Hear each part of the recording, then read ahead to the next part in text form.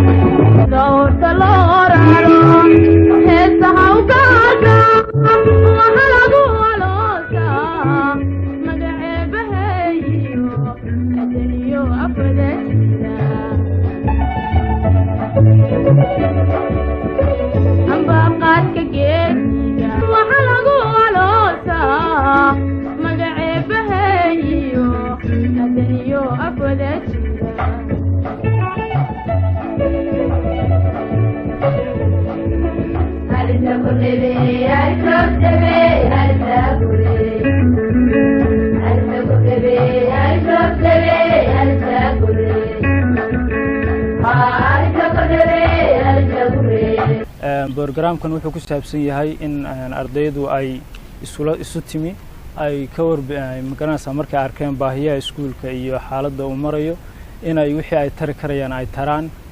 kuwaasoo markaa ay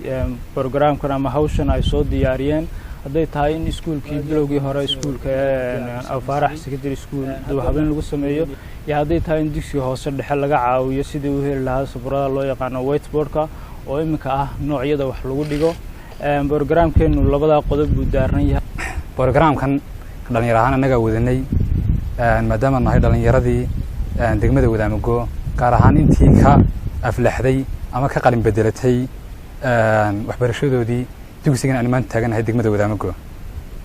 heer hoose dhexe ilaa sare waanu sunnimay ka dhalinyaro ahaan waxaanu eegnay baahiyaha ugu baahan yahay dugsigan asaasiga baahiyo badan oo muuqda markaan aragnay qaar aan wax ka qaban kareyno iyo qaar aan ka qaban kareynba baahiyuhu aad bay u fara badnaayeen marka itaalkayaga halkii inoo dhigay wixii takaraankayaga aanu markaanu qaban kareynay ayaanu ka howlgalnay waxaanu maanta halkan ku wareejinaynaa oo aanu maanta keenay dugsigana ku wareejinayna maamulayaashiisa sabuuradaha loo yaqaan whiteboard oo maadaama dugsiga ay ku xiran yihiin sabuuradihii madmadooba ee ilaa waqtigii siyaad bar wax lagu dhigin jiray tabaashiirta macalinku iska gayo marba cadaanka ugu soo baayo maadaama marxaladda laga gudbay oo iskuulaadka caalamiga iyo waxbarashooyinka maanta ay marayaan heer whiteboarding wax lagu qoro qalin koobi lagu isticmaalo sabuuradahaasan maanta halkan keenay ilaa 10 sabuuradood dugsiga sare 4 class weeye 4 class way leeyihiin whiteboard dugsiga hoose dhexe waa u baahnaa sabuuradahan iyo whiteboardkan aan maanta wareejinayno 8 class iyo 2 class oo min laba ah 10 class ayaan u sidnaa whiteboardadoodii aan halkan ku wareejinaynaa maamulka iskuulka iyo maamulka waxbarashada ee degmadaba waxaan kale oo sidnaa maanta halkan ku wareejinaynaa qalimaantoodii lagu qorayay sabuuradaha lagu qorayay oo runtii aan u aragnay inay macallimiintan ka caawinayso waxbarashada casriga ah maanta la marayo marka waxaan marxalado badan ay nala soo martay iyo hawl badan iyo inta aan u dhabar adeegnay oo aan intii dhalinyarada ahayd wadanka joogtay waliba inteeda qolqol joogtay aanu qabanay intii karaankayga iyo taalkayga halkaas una dhigay si halkan mar labaad waxaan u mahad celinayaa dhalinyaradan isxilaqaantay ee isku dayday inay iskuulkoodii wax ku ceshadaan waxaan kamid ahaa dhalinyaradii isku dayday hawshan inay qabato ka bacdi alxamdulillah way noo qabsoontay hawlo badan iyo caqabado badan oo soo dhex maray haddana alxamdulillah way noo qabsoontay horta ugu horeyn ilaahay baa mahad iska leh alxamdulillah rabbil caalamiin galabta iskuulkan keenay wixii wax tara dhalinyaradaasi ay soo weli inta badan inaan ka guddoonno 10 sabuuradood whiteboardka haddaan nahay Goosarad Primary School Wadaamugo ilaahay waxaan ugu rajayn doonaa haddii ilaahay ka dhawo dhalinyarada isxilqaamay inta badan ka soo shaqeynaya horumarka deegaankooda waxaan rajaynayaa ilaahay in xasanaadka uu kordhiyo anigoo maamulka dugsiga sare ee degmada Wadaamugo 20 bisha aanu kala wareegaynaa dhalinyaradii ka baxday dugsiga sare ee Faarax Secondary School iyo dugsiga hoose dhexe Goosarad Primary School oo isxilqaamay oo u gartay inay deegaankoodii iyo degalkii ay wax ku soo barteen ay wax ku celiyaan labada galaas ay noo ribeydimeen ribeydkuna macnihiisu yahay inay markaa wax weeye nooradii iyo istambarkii iyo bilcintii ay ku sameeyeen run ahaantii waxa aad loogu farxo oo program aad u weyn sidoo kale waxaanu aad ka waxbarasho ahaan aan ugu faraxsanahay in dugsiga hoose dhexe Wadaamugo oo maanta waxa weeye isagana loo sameeyay whiteboards samaradii whiteboardka loo yaqaanay oo iyada laftigeeduna horumarinta waxbarashada qayb weyn ka waxaan macallin ka ahaa ilaa 2004 laga soo bilaabo ilaa 2015 inta u dhaxaysa ayaan macallin ka ahaa waxaan ku faraxsanahay maadaama aan galabta arkay ardaydaydii aan uga soo bilaabay qur'aanka alifka iyo ba'da iskuulkana ba iyo ta aan uga soo bilaabay oo maanta aniga oo nool oo xaadir ah iskuulkoodii ay wax ku soo barteen wax ka qabanaya oo haddii alla ka dhigo isu xilqaamayo u dadaalay anigoo nool la aan xafladoodii ka soo qayb galay aad iyo aad baan ugu faraxsanahay ilaahayna subxaanahu wa tacaala waxaan ka baryayaa ardayda isxilqaantay in ilaahay subxaanahu wa tacaala miisaanka xasanaadka u saaro qofku hadduu ogaado meeshuu ka yimi baahi ka jirto waxay ina xasuusinaysaa inay yihiin rag u maqan deegaanka aad iyo aad baan ugu mahad celinaynaa markaa waxaan leenahay ilaahay ha idinka abaal mariyo arrintaasna waxa weeye waa arrin ku filan oo waxa weeye waxtarkeeda u leh waxaan ahay xildhibaan golaha deegaanka u sharaxan ee waqti xaadirkan oo aniguna waxaan ka mid ahay dhalinyaradii wax ka baratay insha Allah haddii ilaahay igu guuleeyo anna wax baan ku soo celin doonaa sideen wada aragno waxaanu galabta halkan kula wareegnay agab dhan 10 samuuradood oo whiteboard kuwan dabadeeda ka muuqda iyo qalimaan iyo labadan qole aad aragtaan oo la ribeedhimay oo bilcin iyo qurxin loo sameeyay runtii dadka ama dhalinyarada inta garatay waa aqoonyahan weey qofka aqoonta leh ee creativity-ga leh wax abuuri kara ayuun baa garan kara intaas oo kale sameynteeda waayo waa hawl weyn awalan horta dhalinyaradaas isxilqaantay ee maskaxda keentay waxaan leenahay aad iyo aad baa u mahadsantihiin fikirka wanaagsan ee keenteena halka ka sii wada kulli waa waajibaad idin saaran wana mas'uuliyad aad gudateen oo idin saaran ilaahay subxaanahu wa ta'aala ajirkeeda waa idin siinaya sansaa wanaagsan iyo wado fiican oo la maro waxa weeye lagu daydo ku dayasho mudan baa sameeyeen hore u socdo ma leenahay xafladuna waxa weeyaan haddana guddiga waxbarashada gobolka Saraar ama degmada Caynaba xafladan maanta waxaan u qabanay ardaydii waxqabadka ka muujiyay gobolka Saraar iskuulada gobolka Saraar oo ugu horeeyo dugsiga Horyaal iyo dugsiga maxaan ku rahday wadaamaga Goosarad iyo ayaan ugu talagalay inaan xafladda u qabano marka aan sharaf guddoonsiin maadaama guddiga horumarinta waxbarashada gobolka ayaan nahay oo ahayd inaan markii ugu horeysay mahad celino ninka la yiraahdo Salabaan Cilmi Siciid Salabaan Kiiko oo runtii hawsha ay la'aantii ay qabsoonteen harayada baan qabsoonteen runtii laf dhabar warbaahinta gobolka Saraar maanta halkan waxaan ugu talagalay guud ahaan inaan saddex shahaadaan ugu talagalay inaan guddoonsiino halkan aan ku guddoonsiino oo ugu horeeyo ardayda guddidii isxilqaantay oo ku xigo Salabaan Cilmi Siciid Salabaan Kiiko iyo waxaan ku raahday ardayda iyaguna reer Wadaamugo oo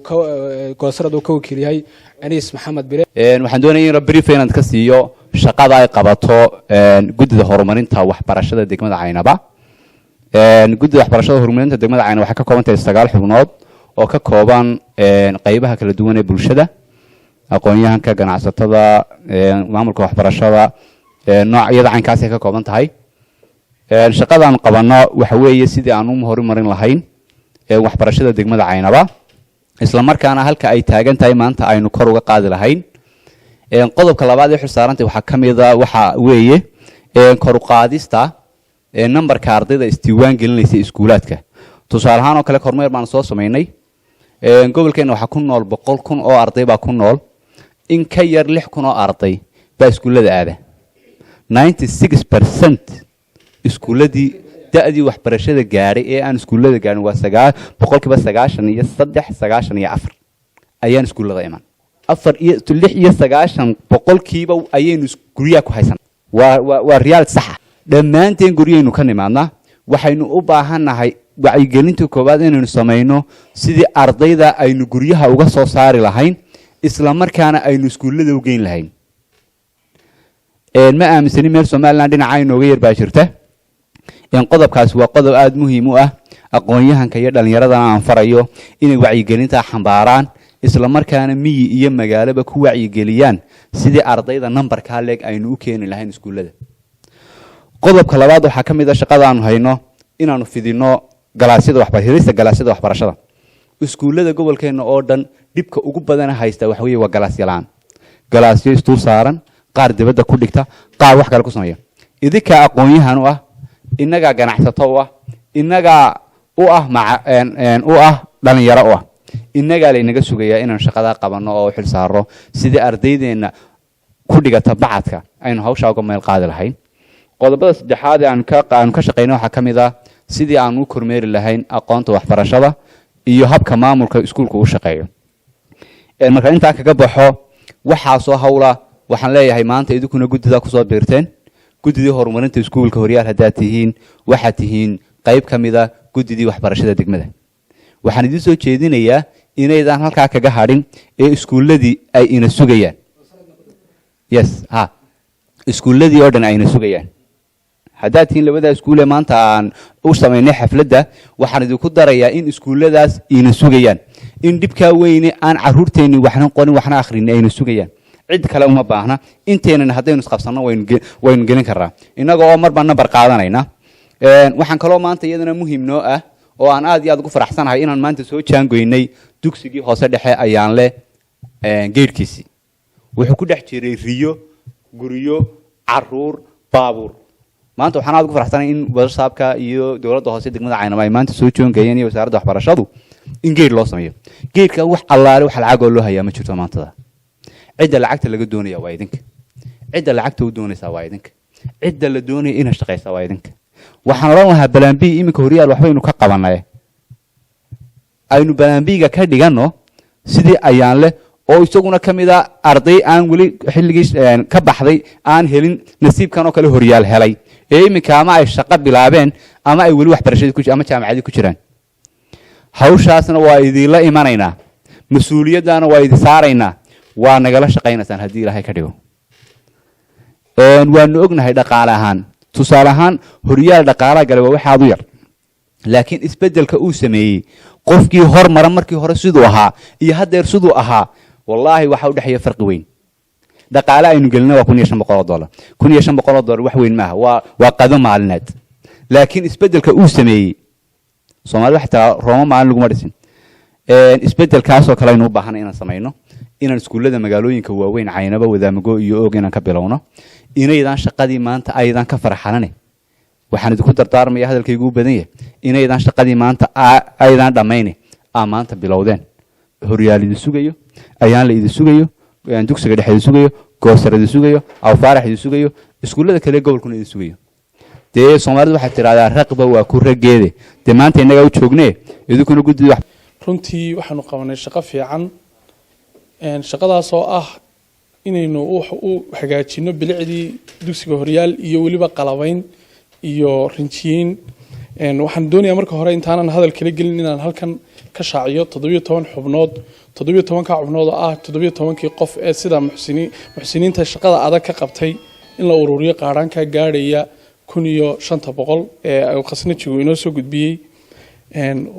waan bilaabi doonaa number 1 Xamdi Cali Diiriye number 2 Khaliif Kaltuun Khaliif Ismaaciil number 3 Khadra Maxamed Jaamac number 4 faadimo cali siciid number 5 xaliimo caydiid cabdi number 6 raxmo faarax ciise number 7 farduus cali diiriye number 8 maxamed siciid maxamed yuusuf number 9 axmed jaamac leeye number 10 cumar maxamed saad 11 xuseen xasan warsame 12 yaquub axmed warsame 13 axmed siciid daahir 14 cabdirashiid xasan jaamac 15 aadan cabdiraxmaan axmed 16 axmed cabdi bare 17 cali cabdiraxmaan maxamed anu waxaan ahay qasnajigii gruubka horumarinta horyaal aanu bixinay waxa i soo gaadhay dhaqaale dhan $1,540 oo dhammaantood ay iga soo gaadheen dalka gudihiisa waxay dhammaantood ku wada baxeen horumarintii iyo ka qayb qaadashadii iskuulka fariinta kaliya tan diray aniga maanta waxay tahay muhiimadeedu qolada waxaan fariin u dirayaa qurba jooga waxaan leeyahay qolada qurba jooga haddaadna maqlaysaan ama klibkiina nidi soo gaadho annagu intii itaalkayaga ah waanu qabanay ama ardaydii waddanka joogta way qabteen inaan idinkuna wixii karaankiina aad nagala qayb qaadataan shaqada aan qabanay hore waa tii loo soo sheegay 2 face baanu shaqada ka dhiganay intii aanan shaqada ku dhaqaaqin saddexdii hablood ee halkan laga xusay baa aasaasayaashii iyo budhigii hawshan ahaa xamdi cali diiriye kaltuun khaliif khadra maxamed jaamac dabeedna ardaydeedii kale ee iskuulka ka baxay bay noo soo gudbiyeen markay ardaydeedii kale noo soo gudbiyeen guddi baanu iska saarnay iskuulku wuxuu u baahan yahay soo qiimaysa hawshaan markaa iskuulka ka qabanay waa qurxinta iskuulka gudaha iyo dibadba fasalada gudahooda fasaladii whiteboardadu ka dhinaayeen oo aan whiteboard u soo iibinay qalima muddo anfacaya oo iyagana aan u soo iibinay intaas waa qorshahan hadirta fulinay waxaanu markaa qorshaha labaad ee iskuulka aanu dhiganay inaan ofiska qalabayno computer iyo printingkiisa oo ay taxaamada ku daabacdaan ardaydana ku diiwaan galiyaan oo registrationkooda ku samaystaan barnaamijkan mani walka ay gacantana uga guuraan inaan samayno argo weyn oo calanku ku qoran yahay oo kaabada oo salaamale inaan u samayno ganjeelka iskuulka inaan ka bedelo qorshaha labaad baanu ka dhiganay qorshaha iskuulka hoose dhexe goosarad gebi ahaan ma lahayn wax loo yaqaano whiteboard ee casrigan imika la isticmaalo alxamdulilah hadeertole 10 galaas waxaan u sameynay whiteboard oo aan ugu qaadatay muddo yar kooban oo waliba ardayda barnaamijka soo qaban qaabisay barnaamijkaas horumar horyaal aad bay u mahadsan yihiin waxaan u mahad celinayaa dhammaanba ardayda hadda dugsiga horyaal dhigata iyo ardaydii eegas horyaal la odhan jiray ee fulisay mashruucan iyo waxqabadkan waxaan aad ugu mahadnaqayaa mahad ilaahba iskale dhallinyaradii ka baxday horyaal iyo goosarad oo hormuud bulshadooda gobolka saraad ugu noqday dhanka horumarinta oo muujiyay ina tusay inaynu inagu wax qabsan karno ugu horeyn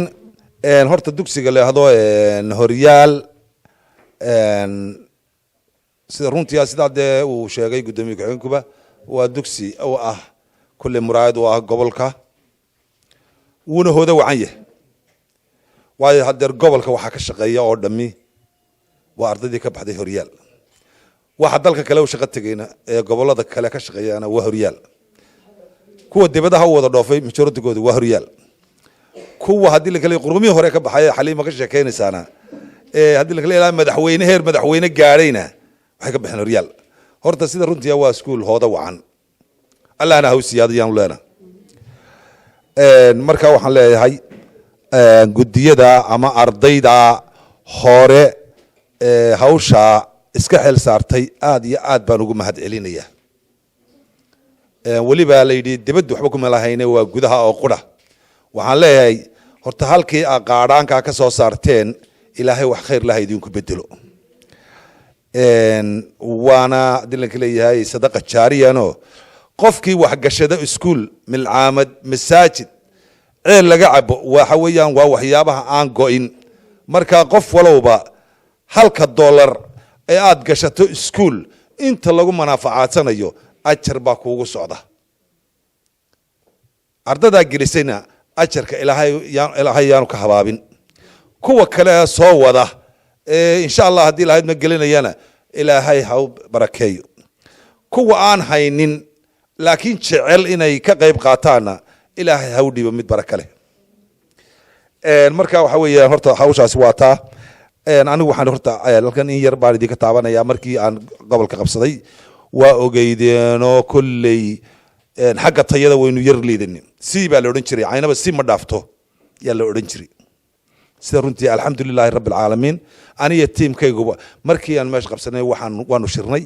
waxaanu idhi horta tira ha joogtee tayo aan ku mintidno waayo dee qofku haddii tiro badan fara badan lasoo saaro bilaa tayaa hole ada waa si un waxaan filayaa dee kolley ardaydii naga horreysay ka soo baxday arday ee haysta kolley waa ku yarya xataa b baa ku yarayd c bay majority ahaayeen maasha allah horta ilaaha weyn baa mahaddaalehe isagaa nala qabtay maanta dee waad ogeydeenoo waxaynu tobtaynkaynu gallaa mar walba in dhoweydba intii aanu haddii laga leeyahay hawshaas socotayba haddeer gobolka sanadkan ugu dambeeyey imtixaan lama qaadin majority waa la qiimeeyey foonfaradun baa imtixaan hal yooma laga qaaday waxaynu noqonay number 1ka 14 gobol ee jamhuuriyadda somaliland waxaa la yidhi saraar baa number 1 markii aan isugu tagnay golaha kolley guddidu way fadhiday oo guddidana dee joogtay 14 gobol saraar baa number 1 u noqotay baa la yidhi kow u gashay alxamdulilaahi rabbi alcaalamiin waa tayadii laakiin maxaa darnayna ka dhiman tiradii tayadii meeshan doonaynay gaadhsiinado maanta maasha allah aynu nahay waa wanaagsannahay oo gobolladii ama waynu la faylamaynaa ama waynu ka sarraynaa laakiin maxaa maanta ina ka dhiman tayadii baa ina ka dhiman waxaan jecelahay maanta inaynu bilowno wax lahaa tayadii sidii waxaan leeyahay tiradii oo aynu haddii ilahay idmo aynu bal dadkeennan da'dii waxbarashada gaadhay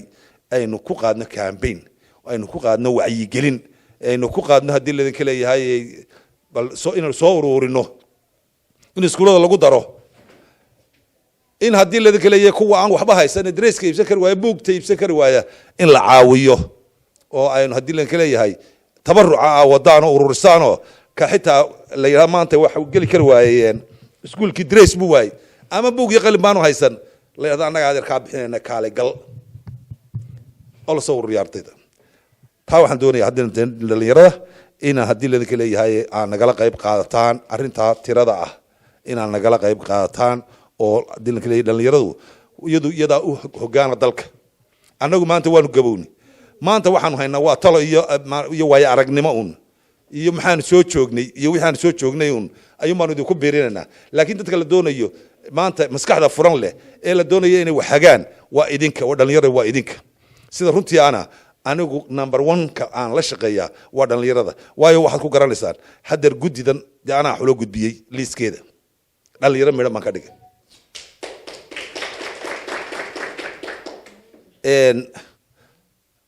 waxaa ku jira malaya 3 qof baa waaweyn ku jira inta kale waxa weeyaan waa dhalinyaro waa 9 qof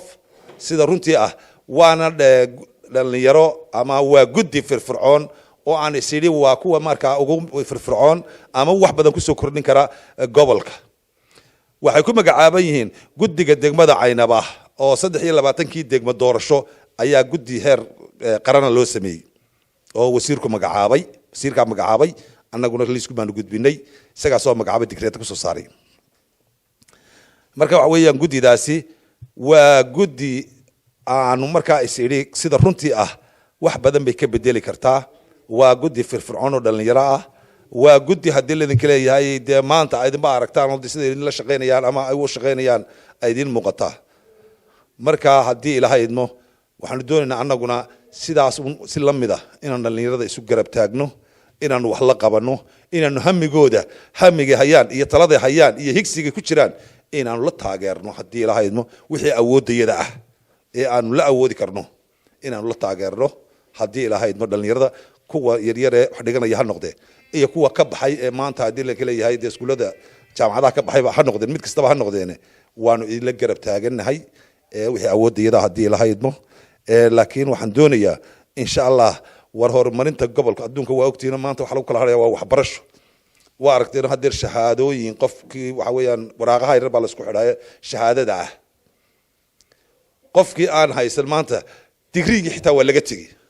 maanta xataa digriigii waxay noqotay wax iska sahlan laakiin maxaa lagu loolamayaa master iyo BH iyo waxa weeyaan dee digriigi wuxuu noqday hadeerto secondary oo kale inaguna digriigi baynaan maanta aynu ku yar run bay markaynu doonayno inagana digriigii baa ina ku yar dee marka waxa loo baahan yahay inaa aqoontana sii kororsataan oo awadaan waa ogtiin hadda jaamacadihii dee kolley gobolkeena way soo galeen waxaa la doonayaa markaa wixii jaamacad haruga baxay inay masterkii bilaabaan oo insha allah annana kolley waan loo qabanaynaa oo waan loo garabgelaynaa oo waa la soo ta'kiidinaynaa oo waa la soo jiidaynaa markaa wixii master doonaya masterka wataan wixii ka sarreeya rabaa inay iyaguna sii wataan baan ku boorinayaa waxbarashada ha ka hadhina sida asaagiin waayo dee gobolladeen la midka iyo dadkeena la midka ahi dee way sii wadaanun marka halkay sii wadaanba inana waan loo sii wadaynaa insha allah haddii lahaydno annana waan idinku garab gelaynaa waxaan idinkula dardaarmaya insha allah haddii lahaydno hawshaas horta markii hore dib u eeg dugsigaagii waa barnaamij wasaaradda waxbarashada ka socda sida runtii gobollada oo dhan buu ka socdaa dib u eeg dugsigaagii marka waxa weeye arday kasta oo ka soo baxay ama wasiir ahow ama haddii laga leeyahay weli bila camal ahowoo dugsiga aad ka soo baxday bal dib u fiiri wax ku soo kordhi ama muruq ku kordhi ama maal ku kordhi ama maskax ku kordhi laakiin dugsigaagii dib u eeg waa barnaamij ka socda dhammaan gobolladoo dhan buu ka socdaa kolley gobolkeena haddeer horyaal iyo goosarad labadaa dugsi sida runtii ah baa haddeer aada u soo ifbaxay waxaan leenahay iskuullada kalena ha ku daydeen